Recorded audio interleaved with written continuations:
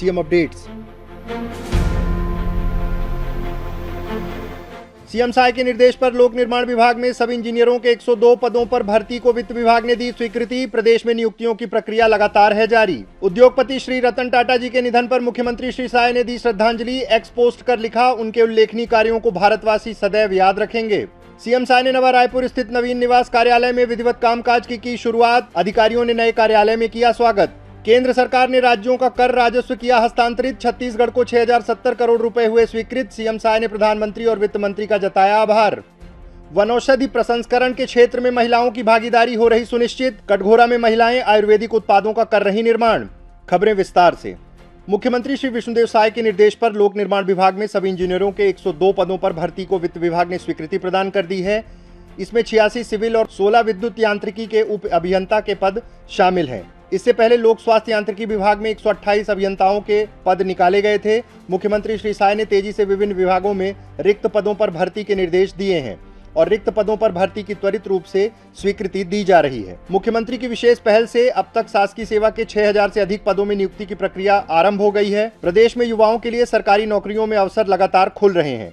अब तक 8 से अधिक विभागों में विभिन्न पदों की भर्ती प्रक्रिया आरंभ हो गई है। स्वास्थ्य विभाग, लोक स्वास्थ्य यांत्रिकी विभाग, कृषि विभाग, ग्रामीण आजीविका मिशन, गृह विभाग, विधि विभाग, आदिम जाति कल्याण विभाग, वन एवं पर्यावरण विभाग में भर्ती प्रक्रिया चल रही है। निर्माण एजेंसियों में तेजी से चल रही भर्ती प्रक्रिया से प्रदेश में बड़े पैमाने पर चल रही अधोसंरचना परियोजनाओं के बेहतर क्रियान्वयन में मदद मिलेगी। सुप्रसिद्ध उद्योगपति श्री रतन टाटा जी के निधन पर मुख्यमंत्री श्री विष्णुदेव साय ने श्रद्धांजलि अर्पित करते हुए सोशल मीडिया हैंडल एक्स पर लिखा, सुप्रसिद्ध उद्योगपति पद्म भूषण व पद्म विभूषण से सम्मानित श्री रतन टाटा जी के निधन का समाचार अत्यंत दुखद है।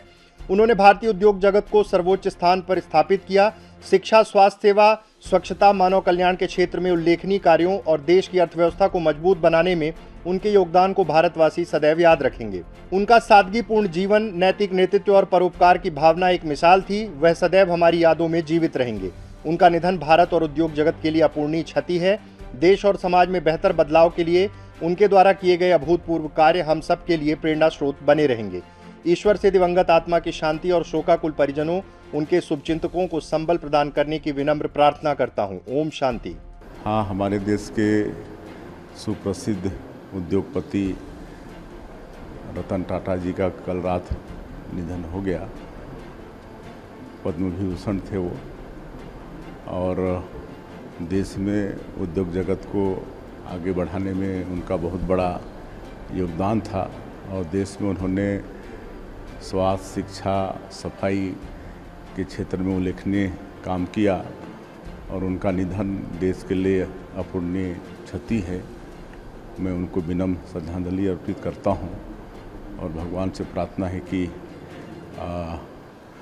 उनकी आत्मा को वैकुंठवास मिले और उनके शोक संतप्त परिवार को इस गहन शोक को सहने की शक्ति प्रदान करें।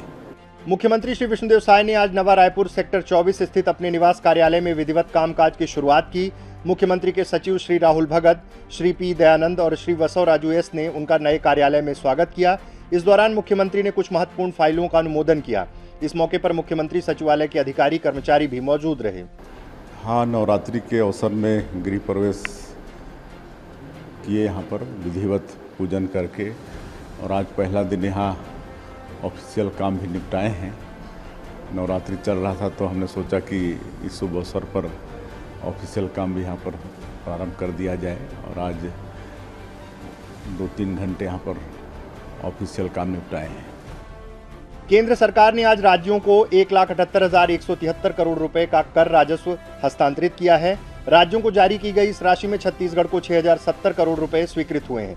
मुख्यमंत्री श्री विष्णुदेव साय ने सोशल मीडिया हैंडल एक्स पर पोस्ट करते हुए प्रधानमंत्री श्री नरेंद्र मोदी जी एवं वित्त मंत्री श्री निर्मला सीतारमण जी का आभार व्यक्त किया और लिखा कि छत्तीसगढ़ राज्य को कर हस्तांतरण के तहत 6070 करोड़ रुपए स्वीकृत करने के लिए यशस्वी प्रधानमंत्री श्री नरेंद्र मोदी जी एवं केंद्रीय वित्त मंत्री श्रीमती निर्मला सीतारमण जी का हार्दिक आभार।